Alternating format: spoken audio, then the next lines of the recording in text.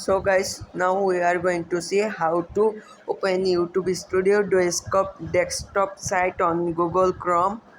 So at first we will open Google Chrome and then we will search you, you, and then we will search youtube.com.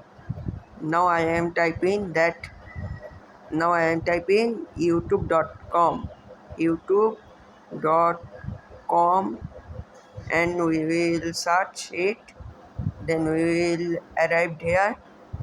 Now we will tap to our profile, and down we will see YouTube Studio. We will press it.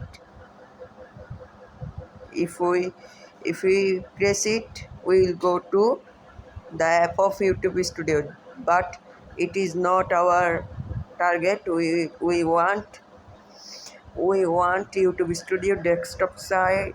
So we press it, hold it, and we will open it in a new tab.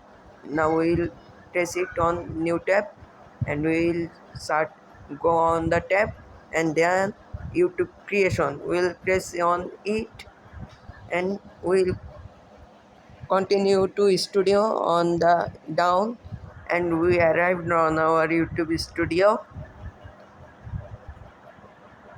That's our YouTube Studio that is loading, and we arrived on it.